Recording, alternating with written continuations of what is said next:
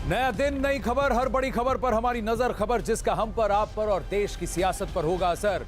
और इस बड़ी खबर के हर पहलू पर बजेगा नगाड़ा, क्योंकि यह है जनता का अखाड़ा। नमस्कार, मैं हूं आनंद नरसिम्हन।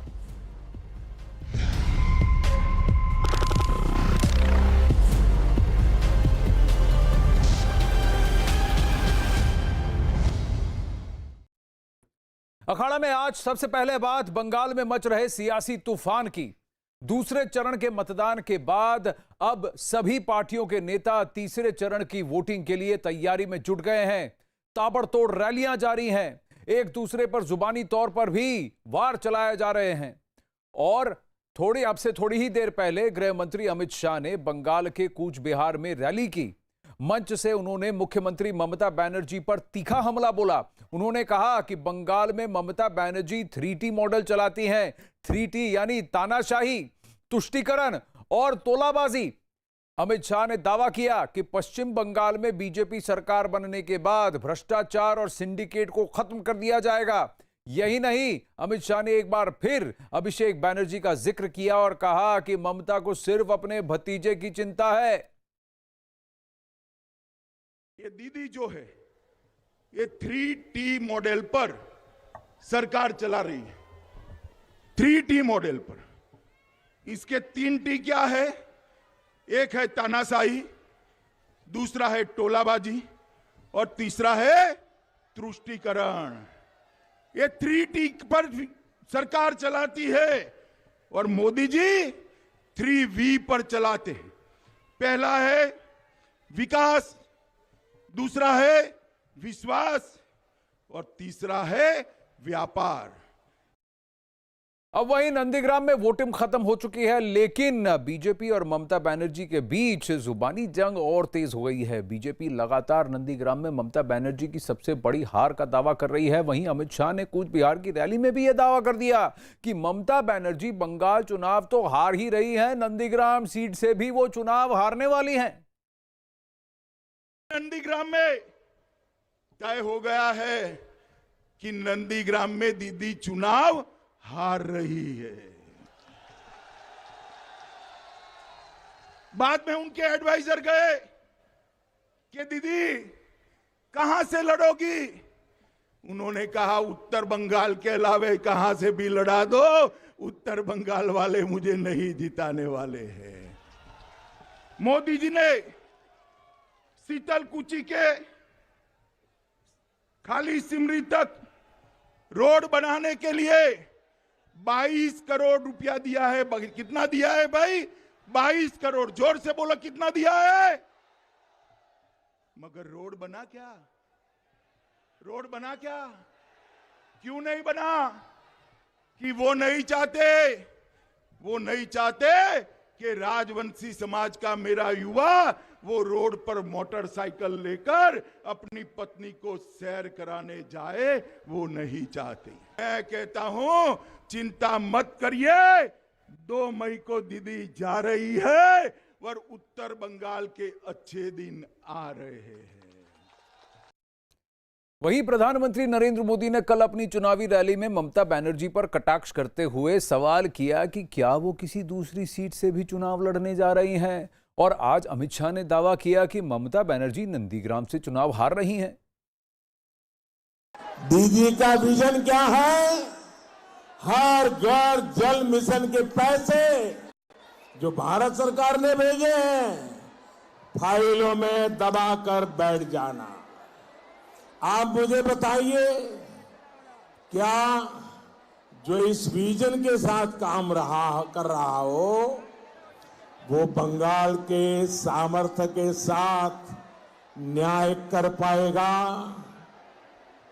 इसलिए बंगाल की जनता ने, आप सभी ने ठान लिया है, दीदी को अब जाना ही होगा। नंदीग्राम में तय हो गया है कि नंदीग्राम में दीदी चुनाव हार रही है।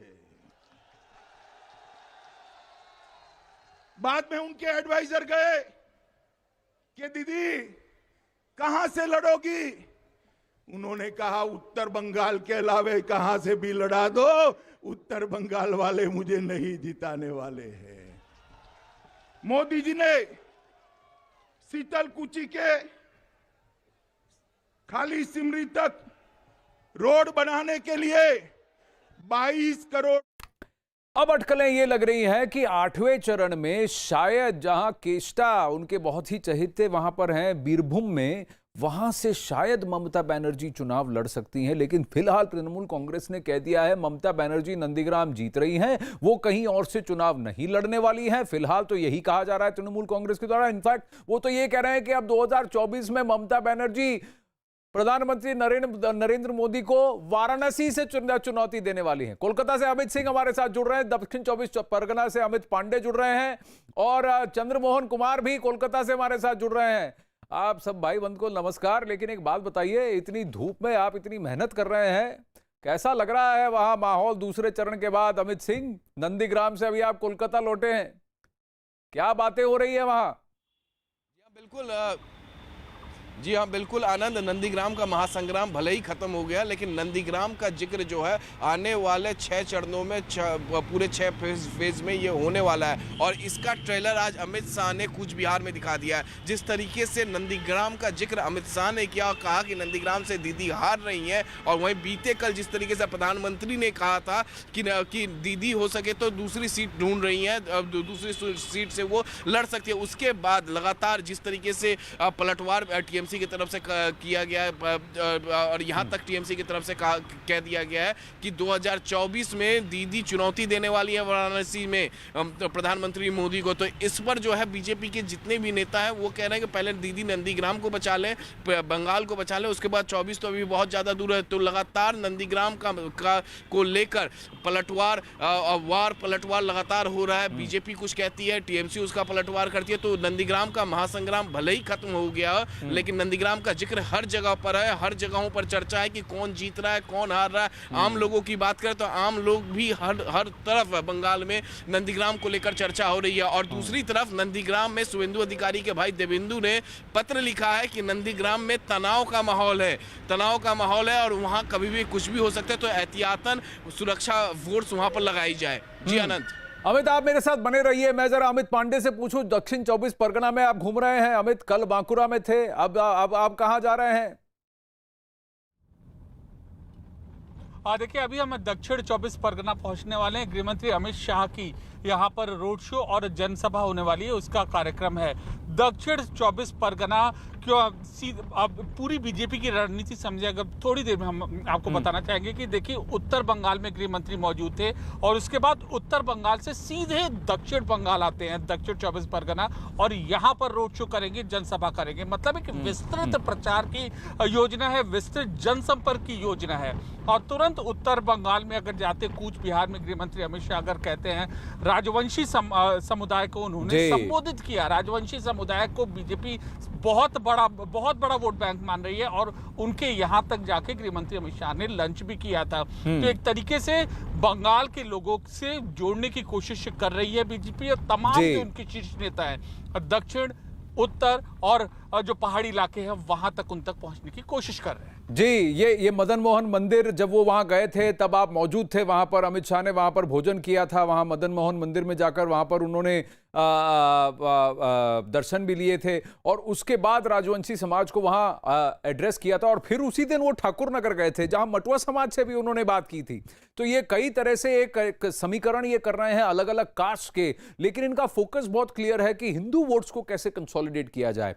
अब वहीं, जिससे पहले कि हम चंद्रमोहन के पास जाएं और वापस हमारे रिपोर्टर्स के पास जाएं, प्रधानमंत्री नरेंद्र मोदी और अमित शाह के बयानों पर ममता बनर्जी ने पलटवार किया है। ममता ने दावा किया कि नंदीग्राम से वही चुनाव जीतेंगी। उन्होंने कहा कि उनकी जीत को लेकर किसी को भी कोई चिंता करने की आवश्यकता नहीं है। तो अमित पांडे और अमित सिंह हमारे साथ हैं। अमित सिंह, एक बात बताइए, ममता बनर्जी चाहे जितना भी कह लें, बॉडी लैंग्वेज एक बात है। एक तरफ झल्लाई हुई, गुस्साई हुई दीदी थी, और दूसरी तरफ चहकते हुए, हंसते हुए शुभेंदु अधिकारी थे। पिछले 2.5 महीनों में भाई हमने तो कभी शुभेंदु को हंसते हुए नहीं देखा, और कल वो शाम को हंस रहे थे और कह रहे थे हरे गच्छे, हरे गच्छे, हरे गच्छे, यानी कि ममता दीदी हार गई। अगर ममता दीदी जीत रही थी तो 2.5 घंटे भला बोयाल के उस एक बूथ में वो घेरा बनाए रहती? यह भी सवाल पूछा जा रहा है।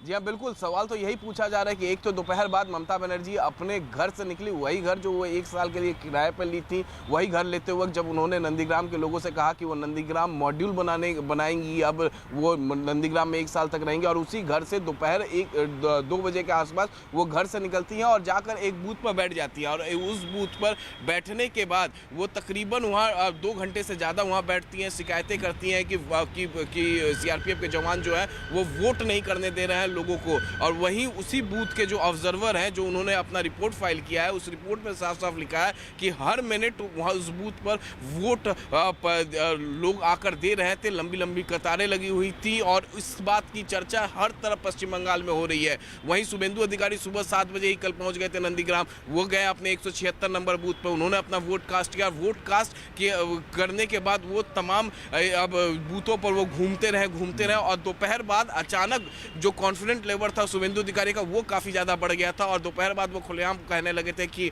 दीदी हार गई, हेरेगा। उन्होंने खुद जो मुझसे बात की थी, उन्होंने इसमें दावा किया था कि वो जीत रहे हैं, भारी बहुमत से जीत रहे हैं, और दीदी हार रही हैं। दोपहर बाद जब हम आशिका थी जो ममता बनर्जी से जो बात करने की कोशिश की, तो ममता बनर्जी ने साफ तरीके से कह दिया था कि डू नॉट डिस्टर्ब मी। तो ये बॉडी लैंग्वेज था कल का। तो और इस बारे में चर्चा जो है, सबसे बड़ी बात अटकलें ये लगाई जा रही है अमित कि वो जो बूथ नंबर 7 था, वहां केवल 4 मुस्लिम फैमिलीज थे, बाकी सब जो थे वहां हिंदू परिवार थे, और जिन्होंने कहा कि गंदगोल यानी कि बवाल तब मचा जब ममता दीदी आई, तब तक तो मतदान हो ही रहा था। ऐसी बहुत सारे सवाल उठ रहे हैं, नंदीग्राम पर चर्चा होती रहेगी, लेकिन प्रधानमंत्री नरेंद्र मोदी जी के हमले के बाद तृणमूल कांग्रेस ने अपने आधिकारिक ट्विटर अकाउंट पर ममता बनर्जी की विक्ट्री का साइन दिखाते हुए एक वीडियो पोस्ट किया है। दीदी नंदीग्राम से जीत रही हैं, उनका कहना है। उनकी दूसरी किसी सीट से चुनाव लड़ने का कोई सवाल ही नहीं है। प्रधानमंत्री मोदी जी, लोगों को गुमराह करने की कोशिश छोड़ दीजिए। इससे पहले कि वो बंगाल में नामांकन के आखिरी दिन आपका झूठ पकड़ ले, 2024 में आपको चुनौती मिलेगी, इसलिए अपने लिए सुरक्षित सीट जरूर खोज ले। In the middle of an election, saying that Mamta Banerjee will fight a second one because it's on the 6th of April is the next day for closing nominations. If they are so much in love with Bengal, then why don't Modi ji or Amit Shah ji consider filing a nomination for the last phase? We welcome them. Come fight. अब कौन क्या भाषा बोल रहा है, कैसे बोल रहा है, इससे समझदार को इशारा काफी होता है। 70% जो होता है हमारा कम्युनिकेशन, वो वर्बल नहीं, बॉडी लैंग्वेज से होता है। अभी तृणमूल कांग्रेस की सांसद महुआ मोइत्रा ने भी बीजेपी पर निशाना साधते हुए ट्वीट किया और लिखा कि दूसरी सीट से लड़ेंगी। प्रधानमंत्री मोदी ममता बनर्जी को जगा दिया है। हाँ प्रधानमंत्री जी, वो लड़ेंगी और दूसरी सीट वाराणसी होगी, इसलिए आप अपने हथियार तैयार कर लें। अमित पांडे हमारे साथ हैं, अमित सिंह भी हमारे साथ हैं। अमित पांडे, एक बात खास है, एक तरफ महुआ मोइत्रा कहती हैं कि ममता बनर्जी वाराणसी में लड़ेंगी, दूसरी तरफ डेरेक ओब्रायन कहते हैं अमित शाह जी और प्रधानमंत्री जी बंगाल से लड़ लें। सवाल यह उठता है कि दूसरे चरण में कौन जीता। आरोप यह है कि तृणमूल कांग्रेस के एजेंट तो 83 बूथों में मौजूद नहीं थे नंदीग्राम में, और अगर नंदीग्राम में हवा उल्टी बह रही है तो क्या गंगा भी उल्टी बहेगी? क्या ये बाकी 6 फेजेस पर असर करेगा? और खासकर नॉर्थ बंगाल बहुत क्रिटिकल हो जाता है। दर्शकों को यह बताना जरूरी है अमित कि अभी तक सिर्फ 60 सीटों पर, 60 असेंबली कॉन्स्टिट्यूएंसीज पर मतदान हुआ है। 234 सीटों पर मतदान अभी भी बाकी है, 6 फेज अभी भी बाकी हैं। जी बिल्कुल, बैटल ऑफ परसेप्शन की यहाँ पर पूरी की पूरी तरीके से बनाने की कोशिश की जा रही है। इसका मतलब कि एक हवा बनाने की कोशिश की जा रही है। और अगर बीजेपी जहाँ पर ममता बनर्जी के ऊपर हमला कर और भतीजावाद और अभिषेक बनर्जी का नाम ले रही, तो वही ममता बनर्जी ने कल हमारे सहयोगी अमित सिंह वहां थे, आशिका वहीं थी, जो ममता बनर्जी ने गृह मंत्रालय के ऊपर निशाना साधा, सेंट्रल फोर्सेस के ऊपर दुरुपयोग करने का उनके ऊपर आरोप लगाया। तो ये उनकी ओर से ये परसेप्शन बनाने की कोशिश की जा रही कि केंद्र अपनी शक्तियों का दुरुपयोग कर रहा है। तो एक तरीके से इसका असर जो है आने वाले 6 चरणों के चुनाव में जरूर देखने को यहाँ पर मिलेगा। अब जहां तक उत्तर बंगाल का सवाल है, बहुत ज्यादा उम्मीद है बीजेपी को इस बार वहां से 50 से ज्यादा सीटें हैं वहां पर, और करीब 48 सीटों पर बीजेपी ने लोकसभा चुनाव में बढ़त बनाई जी। और करीब 7 सीटें वहां से जीती, तो बहुत ज्यादा उम्मीद है। तो जब उत्तर बंगाल में, इसीलिए हम देखते हैं बीजेपी के शीर्ष नेताओं का दौरा बार बार वहां पे रहता है। बेशक अभी नंदीग्राम में चुनाव खत्म हुआ, लेकिन उसकी जो गूंज है, बीजेपी जहां जहां अपने स्ट्रॉन्ग पॉइंट्स मानती है वहां पर वो उसकी गूंज सुनाने की जनता को 294 सीटों में कम से कम हाफवे मार्क अगर पकड़ लें तो ले लीजिए 150 सीटें तो पकड़ ही लीजिए। 150 सीटें तो होनी चाहिए। जो पार्टी अगर अपने आप को मेजॉरिटी सिद्ध कर रही है, पहले की 60 सीटों में बीजेपी का दावा है कि उन्होंने कम से कम 50 से 52 सीटों में बढ़त ले ली है या जीत उनकी होगी, यानी उनको अर्ली स्टार्ट मिला है। तृणमूल कांग्रेस इसको नकार रहा है, बिल्कुल, लेकिन दावेदारी दोनों तरफ से है। तृणमूल सांसद महुआ मोइत्रा की ट्वीट का जवाब देने के लिए उधर बीजेपी की तरफ से मुख्तार अब्बास नकवी मैदान में उतर गए। नकवी जी ने कहा कि अरविंद केजरीवाल का नाम लिए बिना ही तंज कसा कि दिल्ली से आकर वाराणसी पीएम के खिलाफ लड़ने वाले का हाल दुनिया देख चुकी है। केंद्रीय मंत्री मुख्तार अब्बास नकवी, उनसे हम बात करते हैं। सर, जिस तरह से अब टीएमसी की ओर से कहा जा रहा है कि 2024 में प्रधानमंत्री नरेंद्र मोदी के खिलाफ वाराणसी में ममता बनर्जी चुनाव लड़ेंगे। एक बात आप समझ लो कि अभी तक जो इस सेकुलरिज्म के सियासी सुरमा थे, इनके कम्युनल बैग से सेकुलर टैग एक्सपोज होता जा रहा है, और जो लोग कम्युनल बैग पर सेकुलर टैग लगा करके और बहुत बड़े सेकुलरिज्म के सियासी सुरमा अपने आप को बताते थे और वोटों की लूट करने में माहिर थे, उनको भी इस बात का एहसास हो चुका है कि नरेंद्र मोदी जी का नेतृत्व और भारतीय जनता पार्टी का समावेशी विकास, सर्वस्पर्शी सशक्तिकरण का रास्ता ही आज चुनना पड़ेगा। और ऐसे लोग, जो लोग कि अभी तक जो है भारतीय जनता पार्टी के लिए पंथ निरपेक्षता हमेशा मिशन रहा है, और इन लोगों के लिए जो है वो पंथ निरपेक्षता जो है वो वोट झपटने का टशन रहा है। तो मिशन और टशन के बीच की लड़ाई है। अब ये जो है वो हमेशा जो है वो कैसे जो है वो सेकुलरिज्म को जो है वो सियासी हथियार बना करके और वोटों पर जो झपटा करो और झपटो, तो वो अब जो है वो आज सेकुलरिज्म का मिशन चलेगा, वोटों के झपटने का टशन बंद होगा। अमित सिंह और अमित पांडे हमारे साथ हैं। इससे पहले कि वापस रिपोर्टर्स पर जाएं, जल्दी से आपको यह बता दूं कि गिरिराज सिंह जी ने 2 कदम आगे बढ़ते हुए नंदीग्राम से हारने पर ममता बनर्जी को राजनीति से संन्यास लेने की चुनौती तक दे डाली है। उनके कुनबे की बस की बात नहीं है। समगोत्री होने की वजह से ट्वीट उन्होंने किया है कि नाते एक बार मेरे खिलाफ कोशिश कीजिए। दीदी, अगर आप में हिम्मत है तो घोषित करें कि आप नंदीग्राम में अगर चुनाव हार गई तो राजनीति से संन्यास ले लेंगी। टीएमसी को सरेंडर करना चाहिए। और मुझे तो दूसरी खबर मिली है विश्वस्त सूत्रों से कि दीदी अब जा रही हैं बंगाल के किसी दूसरे विधानसभा से नामांकन करने के लिए, क्योंकि नंदीग्राम में उन्हें साफ तौर पे हार दिख गया है। इसलिए कोई बड़ी बात नहीं कि 4th जो चरण 8वां चरण है उसमें से किसी विधानसभा को ये चिन्हित करके वहाँ नामांकन करें। ये हार के डर से ये काम करने जा रहे हैं। अभी बीजेपी के राष्ट्रीय अध्यक्ष जेपी नड्डा बारपेटा असम में बोल रहे हैं, आइए सुनते हैं। द्वार में आ गया है, इसलिए कोई भी बांस लगा सकता है, उगा सकता है, काट सकता है और इंडस्ट्री में काम कर सकता है। यह बात हम लोगों ने उसमें की है। और लगभग 75 हेक्टेयर भूमि का बांस का इंडस्ट्रियल पार्क बन रहा है। 50,000 करोड़ रुपए उस पर खर्च हो रहे हैं। इस तरीके से इसको भी जोड़ने का काम हुआ है, यह हमको ध्यान में रखना चाहिए। स्वच्छ भारत मिशन में यहां पर 59 लाख टॉयलेट्स बने हैं। मैं बार बार हर जनसभा में इस बात को कहता हूं और मेरी माताएं बात जरूर सुने। देखिए 2014 में और 2014 से आज 2021 में मोदी जी ने 11 करोड़ 70 लाख टॉयलेट स्वच्छ भारत मिशन में बनाए हैं। 11 करोड़ 70 लाख। और आपके असम में 69 लाख 69 लाख। आपको टॉयलेट का मतलब क्या समझ में आता है? टॉयलेट का मतलब होता है जिस घर में टॉयलेट नहीं हो, आप सोचिए उसकी महिलाएं कैसा जीवन व्यतीत करती होंगी। एक एक घर में कम से कम 2-2 महिलाएं तो होंगी। वो कैसा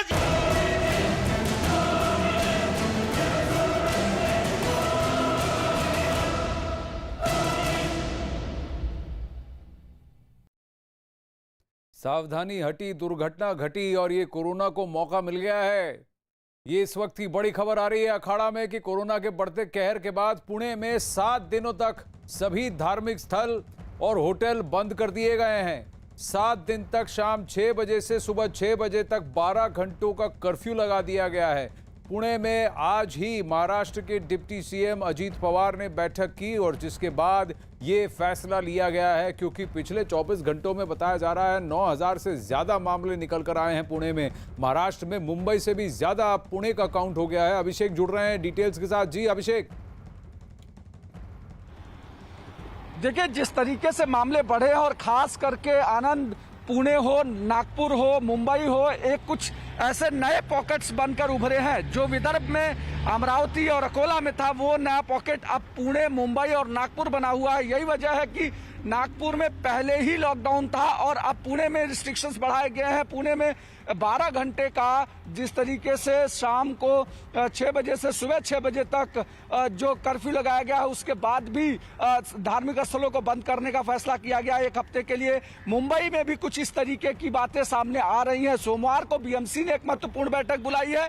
आज शाम 4:30 बजे महाराष्ट्र के मुख्यमंत्री ने एक महत्वपूर्ण बैठक बुलाई है और उसमें यह फैसला होने वाला है कि आखिर और क्या नियम कड़े किए जा सकते हैं, खास करके कोरोना के नियमों को रोकने के लिए। और इस पूरे मामले को लेकर के जिस तरीके की चीजें हैं, उससे ये साफ हो गया है कि आने वाले समय में महाराष्ट्र में कड़े कदम उठाए जा सकते हैं। हालांकि लॉकडाउन को लेकर के ये स्थिति साफ हो गई है कि सरकार में बैठे तीनों पक्षों में से मैक्सिमम लोग ये मानते हैं कि लॉकडाउन नहीं होना चाहिए, क्योंकि पिछले 1 साल के दौरान लॉकडाउन के कारण जो लॉकडाउन नहीं होना चाहिए अभिषेक, तो लोगों को सावधानी बरतने की जरूरत है, प्रोटोकॉल फॉलो करने की जरूरत है। बिना मास्क के लोग वहां पर भाषण देने को और लोगों को उपदेश देने के लिए तैयार हैं, लेकिन खुद बाहर जब निकलते हैं तो मास्क क्यों नहीं पहनते, सोशल डिस्टेंसिंग क्यों नहीं रखते और खुद अपने आप को डिक्लेयर क्यों नहीं करते। अभिषेक, एक बहुत बड़ी बात यह हो रही है कि लोग जो हैं लापरवाही तो कर ही रहे हैं, साथ में सिम्टम्स को नजरअंदाज कर रहे हैं, अपने आप को टेस्ट नहीं कर रहे हैं और अपने आप को क्वारंटीन नहीं कर रहे हैं। ये सारी दिक्कतें हैं। इसमें अगर आप प्रशासन को ही दोष देते रहे तो खुद की जिम्मेदारी क्या होगी? निजी जिम्मेदारी भी तो है। बिल्कुल आनंद, अभी मैं अगर बताऊं, अभी तुरंत की बात बताएं तो 2000 सिर्फ बेड्स मुंबई में अवेलेबल है और करीब 100 के आसपास वेंटिलेटर मुंबई में सिर्फ अवेलेबल हैं।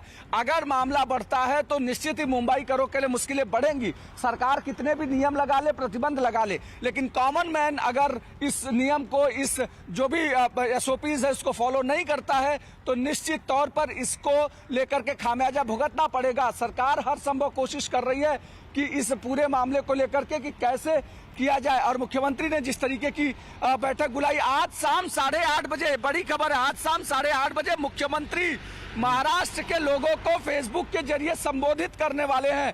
यानी साफ है कि आज कुछ बड़ा फैसला आने वाला। आनंद, ये बड़ी खबर है कि आज शाम 8:30 बजे मुख्यमंत्री महाराष्ट्र के लोगों को संबोधित करेंगे। यानी जो मीटिंग है, मीटिंग के तुरंत बाद मुख्यमंत्री कुछ बड़ा ऐलान कर सकते हैं और इसको लेकर के आज महत्वपूर्ण बैठक है। सभी जिलाधिकारी, सभी म्युनिसिपल कॉर्पोरेशंस के म्युनिसिपल कमिश्नर, मुंबई के मेयर और उसके साथ साथ तमाम सारे लोगों के साथ। आप ये कह रहे हैं अभिषेक, इस वक्त की ये खबर अभी आप सीधे अपडेट दे रहे हैं कि आज शाम 8:30 बजे महाराष्ट्र के मुख्यमंत्री उद्धव ठाकरे फेसबुक के जरिए जनता को संबोधित कर सकते हैं और इसका शायद टेलीवाइजेशन भी होगा। लेकिन सबसे बड़ी बात यह है, क्या मुंबई में भी लॉकडाउन होगा या संपूर्ण महाराष्ट्र में 14 या 15 दिन के लिए, 2 हफ्तों के लिए संपूर्ण लॉकडाउन की क्या परिस्थिति उभर कर आई है?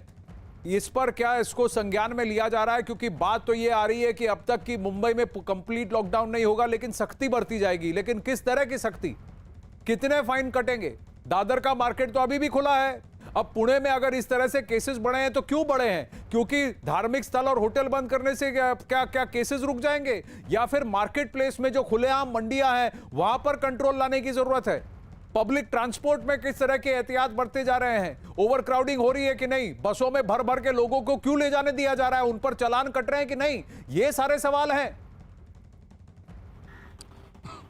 देखिए, चालान काटने से आनंद कुछ नहीं होने वाला है, क्योंकि जब तक लोग ये नहीं मानेंगे कि ये जो सारी चीजें हो रही हैं वो उनके लिए हो रही हैं और उनको सुरक्षित रखने के लिए हो रही हैं। आज के जो मामले हैं, आज के मामलों की बात करें तो पूरे मुंबई हो या महाराष्ट्र के अलग अलग हिस्सों में हो, जिस तरीके के मामले आ रहे हैं वो कहीं ना कहीं तकलीफ वाले हैं और राज्य सरकार की कोशिश है, हर संभव कोशिश है कि इसको कंट्रोल किया जाए। तो आज रात को कितने बजे आपने कहा मीटिंग के बाद? 8:30 बजे? 6 बजे उद्धव ठाकरे की बैठक है और उसके बाद 8:30 बजे वो महाराष्ट्र की जनता को संबोधित करेंगे। 8:30 बजे उद्धव ठाकरे महाराष्ट्र की जनता को फेसबुक के जरिए संबोधित करेंगे। खास करके लॉकडाउन ना हो, इसके लिए जो कड़े प्रतिबंध आज ले आए जा सकते हैं, जिसमें हो सकता है कि आने वाले समय के लिए कुछ समय के लिए धार्मिक स्थलों पर रोक लगा दी जाए, कुछ समय के लिए मॉल्स, होटल्स को जहां भीड़ भरी जगहें हैं उनको बंद किया जाए, और या फिर तमाम सारी ऐसी चीजें हैं जो रिस्ट्रिक्शन में लाई जा सकती है। क्या मंडियों को बंद कर दिया जाएगा? वीकेंड्स में क्या मंडियों को बंद कर दिया जाएगा? वीकेंड में भी दादर जैसे मार्केट हैं, फुल मार्केट हैं और कई सारे बाकी मार्केट्स हैं, एपीएमसी है, कई सारी मार्केट्स हैं, बड़ी बड़ी मंडियां हैं, क्या उनको बंद कर दिया जाएगा? बांद्रा में मार्केट लगता है, माहिम में लगता है, माटुंगा में लगता है। अगर मैं सिर्फ मुंबई की बात करूं, देश में कोरोना के सबसे अधिक प्रभावित महाराष्ट्र में कोरोना मरीज के आने के और इस बीमारी से मौत का जो सिलसिला है ये थम नहीं रहा है। पिछले 24 घंटों में कोरोना के 43,000 से अधिक मामले सामने आए हैं। इसके अलावा एक दिन में 249 लोगों की मौत भी हुई है। अकेले मुंबई में ही 8,646 नए मरीज मिले हैं, जबकि 18 लोगों की जान गई है।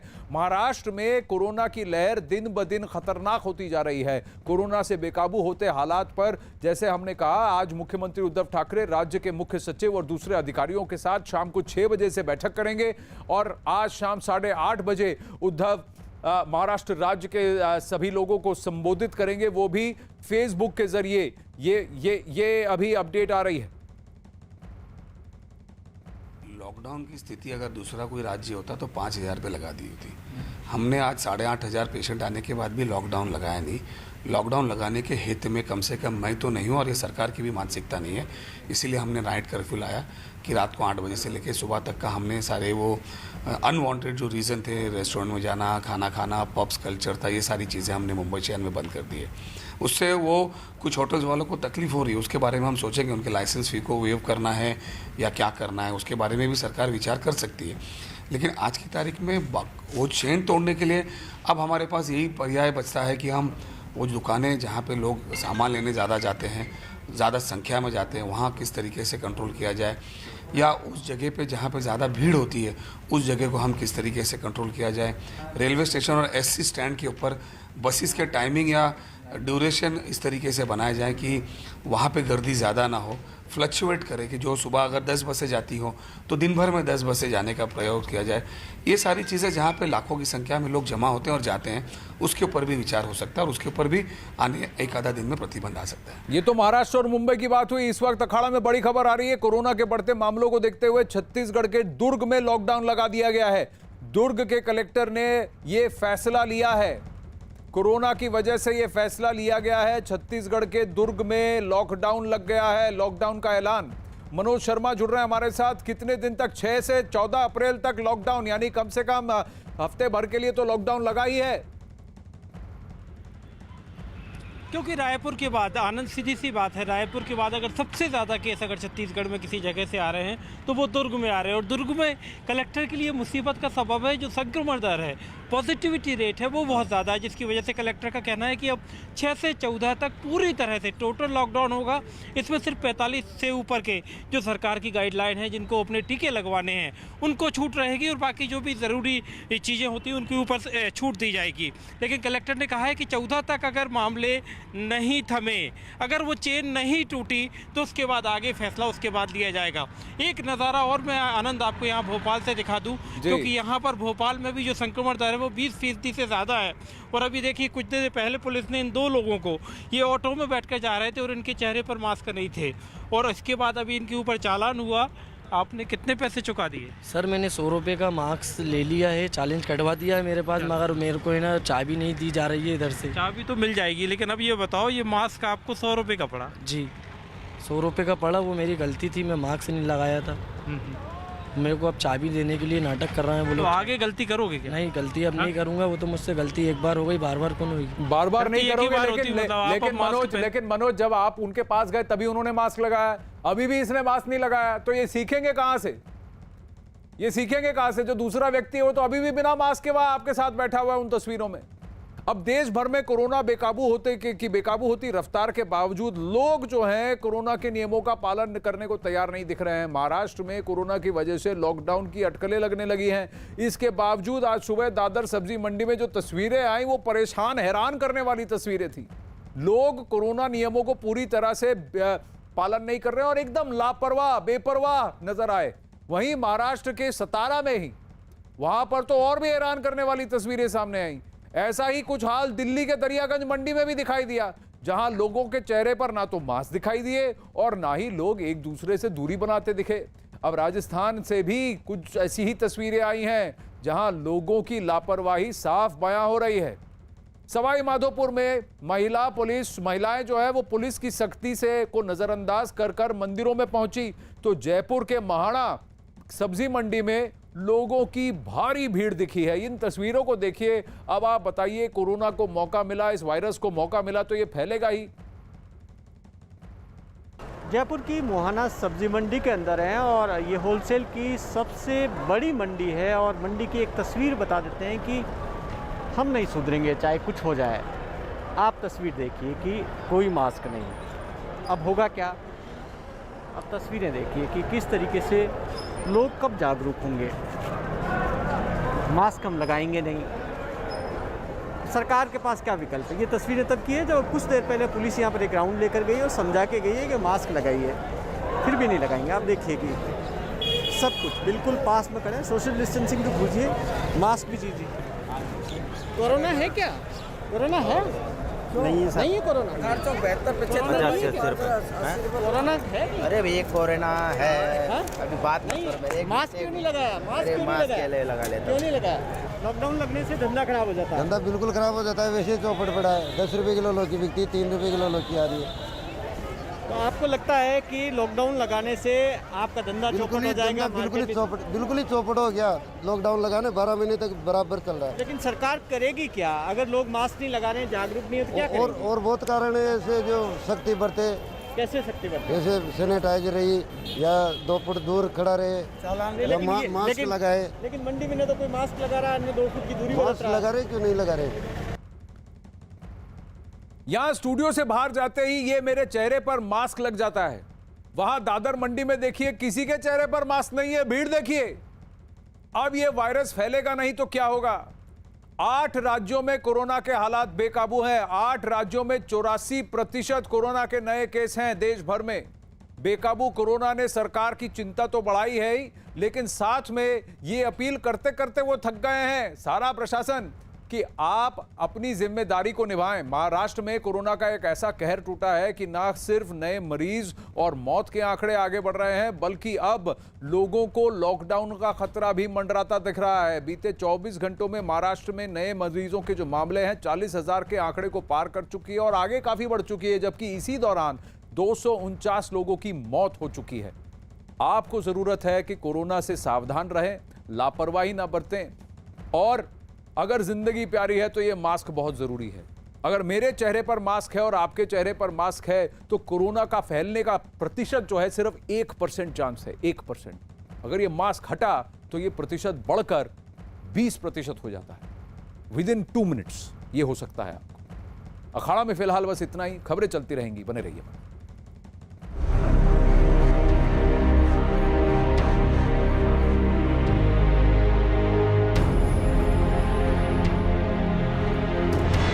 महाराष्ट्र में तेज हुआ कोरोना का कहर।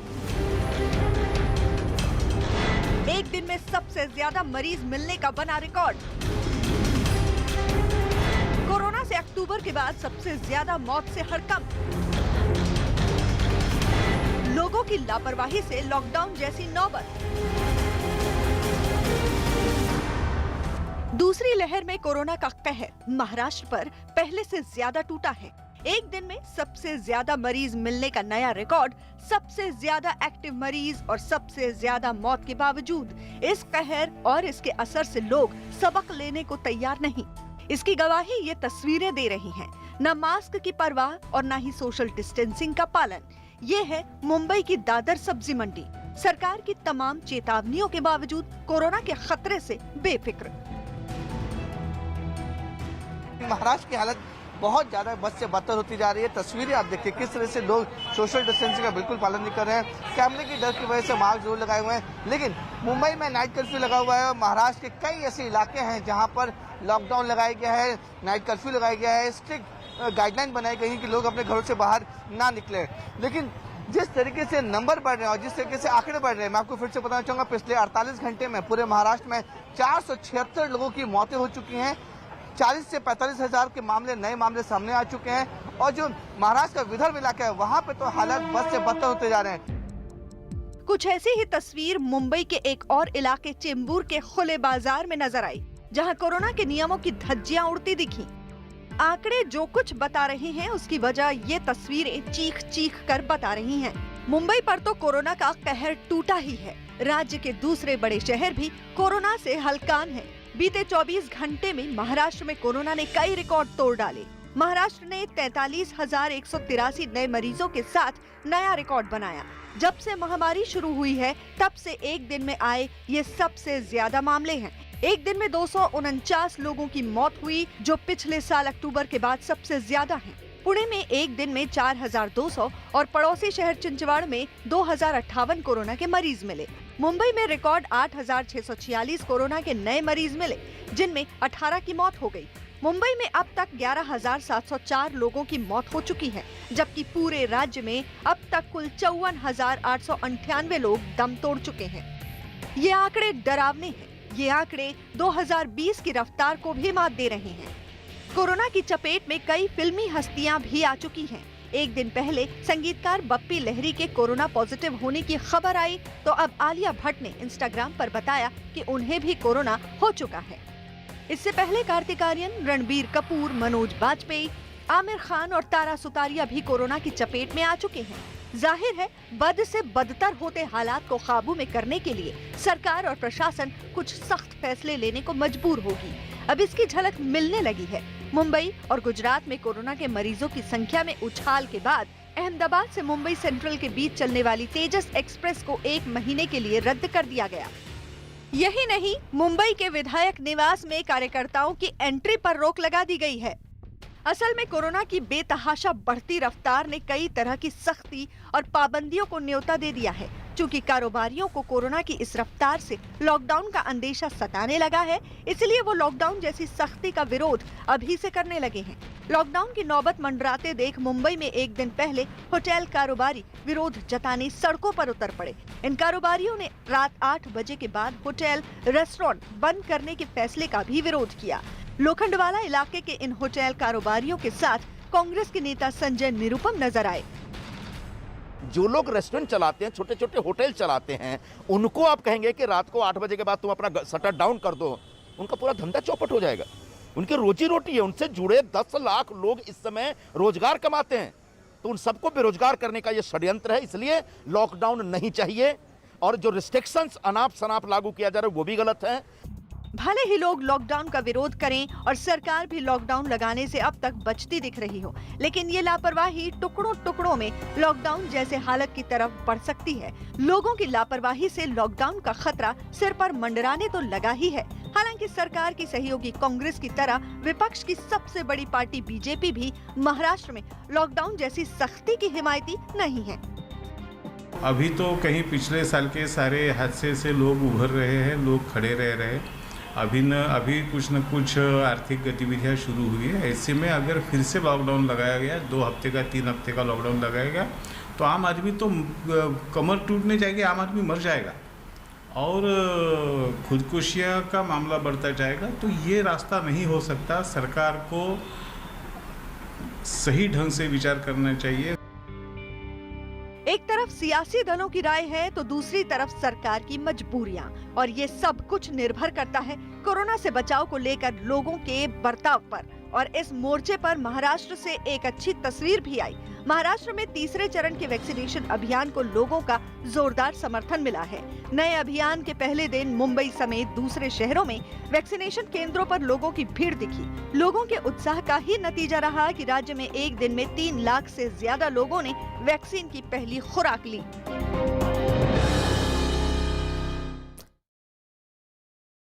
इस वक्त 2 सहयोगी साथ हैं। मनोज हमारे साथ भोपाल से हैं और मुंबई से अभिषेक हमारे साथ हैं। अभिषेक का रुख कर लेते हैं। अभिषेक, महाराष्ट्र सरकार की तरफ से लॉकडाउन लगाने के संकेत भी दिख रहे हैं। ऐसे में एक महत्वपूर्ण बैठक भी शाम को होनी है। क्या निर्णय लिया जा सकता है या किस तरीके के निर्देश आने वाले दिनों में सरकार की तैयारी होगी देने की? देखिए अर्पिता, 2 चीजें समझनी होगी। आज की महत्वपूर्ण बैठक है क्योंकि जिस तरीके से पुणे में अभी कुछ देर पहले 7 दिनों के लिए मंदिर और धार्मिक स्थलों को बंद कर दिया गया, इस तरीके का कुछ निर्णय आज महाराष्ट्र सरकार ले सकती है पूरे महाराष्ट्र भर के लिए, क्योंकि एसेंशियल चीजों को खोलना सरकार की मजबूरी है। मंदिर और धार्मिक स्थलों को बंद करने को लेकर के कुछ दिशा निर्देश जारी कर सकती है। दूसरी महत्वपूर्ण चीज है कि मॉल्स और होटल्स को जिस तरीके से पुणे में बंद किया गया है, उस तरीके से हो सकता है कि भीड़ भरी जगहों पर, खास करके बड़े मॉल्स और होटल्स या थिएटर्स, जो मल्टीप्लेक्स थिएटर्स है, उन सारी जगहों पर कुछ रिस्ट्रिक्शन लाने की तैयारी महाराष्ट्र सरकार कर रही है। तीसरी महत्वपूर्ण चीज है, खास करके एपीएमसी मार्केट हो या बड़ी मंडियां, जहां पर कि लोग सोशल डिस्टेंसिंग का पालन नहीं करते हैं और वहां पर मास्क नहीं लगाते हैं, उसको लेकर के कुछ नया रिस्ट्रिक्शंस लागू हो सकता है। हालांकि सरकार के मंत्रियों के भीतर ही मतभेद है कि लॉकडाउन नहीं होना चाहिए, लेकिन अगर लॉकडाउन नहीं होगा तो रिस्ट्रिक्शन कितने कड़े किए जाएंगे, इसको लेकर के एक महत्वपूर्ण बैठक है। सभी जिलाधिकारी, सभी म्युनिसिपल कमिश्नर्स और उसके अलावा अलग अलग जगहों के पालक मंत्रियों को इसमें इन्वाइट किया गया है। अब सरकार इस पूरे मामले को बैठक के बाद 8:30 बजे सीएम महाराष्ट्र की जनता को फेसबुक के जरिए संबोधित करेंगे और उसमें जो भी नियम है, जो भी आगे की गाइडलाइंस है, उसको लेकर के सीएम खुद लोगों से बात करेंगे। बिल्कुल, आप रहिए जरा साथ। कोरोना की बेकाबू होती रफ्तार ने सरकार की चिंता बढ़ा दी है। केंद्रीय कैबिनेट सचिव की सभी राज्यों के मुख्य सचिवों के साथ एक अहम बैठक है, जिसमें कोरोना की तेजी से बढ़ते मामलों पर लगाम लगाने के उपायों पर चर्चा होने की उम्मीद है। महाराष्ट्र, छत्तीसगढ़, कर्नाटक, पंजाब, केरल, तमिलनाडु, गुजरात और मध्य प्रदेश, ऐसे ये 8 राज्य हैं जहां से कोरोना के करीब 84% नए मामले सामने आ रहे हैं। वहीं दिल्ली में भी मुख्यमंत्री अरविंद केजरीवाल ने मंत्रियों और अधिकारियों की आपात बैठक बुलाई है। मुंबई में तो कोरोना पर नकेल कसने के लिए लॉकडाउन लगने की अटकलें भी तेज हो गई हैं। भोपाल के क्या हाल है वो जरा मनोज से जान लेते हैं। मनोज, भोपाल में लगातार मैं जैसा आपको बता रहा था कि जो मामले हैं 500 से ज़्यादा मामले, इसके साथ ही साथ 528, इसके साथ साथ जो पॉजिटिविटी रेट है, क्योंकि इस आज का आंकड़ा अगर लगाया जाए तो वो 20% के आसपास जाता है। हालांकि पुलिस अब यहाँ पर नगर निगम का अमला, पुलिस बड़े मुस्तैद हैं, कोशिश कर रहे हैं कि लोग ज़्यादा से ज़्यादा लोग मास्क पहने। जो मास्क पहन के नहीं निकल रहे हैं उनके खिलाफ कार्रवाई हो रही है। जैसे देखिए ये जो ट्रक खड़ा हुआ है वो इसलिए खड़ा हुआ है क्योंकि आपने क्या इसका चालान बना, क्या क्यों बना? मास्क नहीं लगाए हुए ये लोग। अच्छा, कहाँ पर हैं? ये चारों लोग। देखिए ये लोग हैं कि अब उनको जब पकड़ लिया गया मास्क न पहनने की वजह से, क्या हुआ, आपने मास्क क्यों नहीं पहना था? काम करके आ रहे थे सर, मजदूर आदमी गाड़ी में से आ रहे थे, गाड़ी में से आ रहे मजदूर आदमी गाड़ी से आ रहे थे जी। तो मास्क पहनने में क्या परहेज है? पहन लेंगे सर, गलती हो गई पहन लेंगे। गलती हो गई? आपको लग रहा है गलती हो गई कि चलता है? गलती हो गई यार, वो हमें भी नहीं मालूम है। थोड़ा काम करते आ रहे हैं, भूल गए, मास्क भी नहीं था हमारे पास, रुमाल पड़े थे सर में बांधते हो। आप और बता दो अपना बहाना। कुछ नहीं सर, गलती हो गई है। अच्छा, देखिए गलती इंसान से ही होती है। सही है, बिल्कुल सही है, गलती इंसान से ही होती है, लेकिन फिलहाल ये अपनी गलती। बैठे थे सोशल डिस्टेंस, चारों गाड़ी चिपक के बैठे थे। हाँ, बिना मास्क। क्या कार्रवाई की आपने? कार्रवाई कर रहे हैं, इनका पैसे नहीं इन लोगों के पास। तो फिलहाल देखिए यहाँ पुलिस की तरफ से नगर निगम का अमला सभी बड़ी सख्ती बरत रहे हैं और चौराहे पर आप बाकायदा बैरिकेडिंग करके रखी गई है और कोई भी शख्स, फिलहाल भोपाल के जो बड़े बड़े चौराहे हैं जहाँ पर चूँकि आज रंगपंचमी का दिन है, हालांकि बाजार पूरी तरह से बंद है, लेकिन अगर आप अपने घर से निकल रहे हैं और आपके चेहरे पर मास्क नहीं है तो वो आपके लिए कम से कम 100 रुपये की कीमत का तो होगा ही। साथ ही साथ आपको पुलिस के साथ जो उतना वक्त गुजारना पड़ेगा, आपका जो समय खराब होगा वो अलग। रहिए जरा आप साथ, महाराष्ट्र की स्थिति भी समझ लेते हैं। महाराष्ट्र के सतारा में कोरोना की तेजी से बढ़ती रफ्तार के बावजूद लोग बेपरवाह दिखाई दिए। सतारा में हुए एक कार्यक्रम का वीडियो सामने आया जिसमें शामिल लोग न तो मास्क लगाए दिखाई दिए, न ही सोशल डिस्टेंसिंग का पालन करते नजर आए। और अभिषेक, ऐसे में इस तरीके की तस्वीरें तो सरकार के माथे पर और चिंता की लकीरें पैदा करती हैं, जहां एक तरफ आप निर्देश दे रहे हैं लेकिन लोग हैं कि मानने को तैयार नहीं है। बिल्कुल, जिस तरीके से सतारा में विजुअल सामने आए हैं वो निश्चित ही चौंकाने वाले हैं। ये एक धार्मिक यात्रा थी, लेकिन धार्मिक यात्रा जब इस समय बंद कर दी गई है और खास करके राज्य सरकार ने इसको लेकर के कड़े नियम बना दिए हैं कि कोई भी शहर प्रदेश में धार्मिक यात्रा हो, राजनीतिक यात्रा हो, सामाजिक यात्रा हो, नहीं निकाली जाएगी। उस दौरान इस तरीके की यात्रा का निकलना कहीं न कहीं राज्य सरकार के उस दिशा निर्देश पर भी सवाल खड़े करता है जो राज्य सरकार इसको लेकर जारी किया। हालांकि राज्य सरकार अब उन सारे मामलों में एफआईआर करने की बात कर रही है और कह रही है इस पर कार्रवाई होगी, लेकिन सिर्फ कार्रवाई से काम चलेगा क्या? इस समय कोरोना जिस तरीके से बढ़ रहा है, कहीं न कहीं राज्य सरकार को पहले से प्रिकॉशनरी मेजर लेना चाहिए था। बिल्कुल, और जरा मनोज का भी रुख कर लेते हो, भोपाल में वो मौजूद है। मनोज, वहां पर लोगों को आपने दिखाया किस तरीके से लापरवाही बरत रहे हैं, क्या उनको इस बात का डर है कि अगर लॉकडाउन लगता है तो क्या होगा? जरा पूछिए। देखिए, जैसे अभी हम जिनसे बात कर रहे थे वो कह रहे हैं कि हम मजदूरी करके लौट रहे थे, तो सबसे ज़्यादा जो समस्या है तो उन्हीं को होगी कि देखिए आप अगर मास्क नहीं पहनेंगे तो फिर लॉकडाउन लग जाएगा, आपको पता है। गलती के सर तो क्या होता है, उससे क्या नुकसान होता है? गाड़ी में गर्म आती है इंजन की, तो इसलिए पहनते नहीं। लेकिन आपको पता है लॉकडाउन जब लगता है तो कितना नुकसान होता है। नुकसान। तो फिर आपको उसके खातिर तो मास्क पहनना चाहिए। जी जी।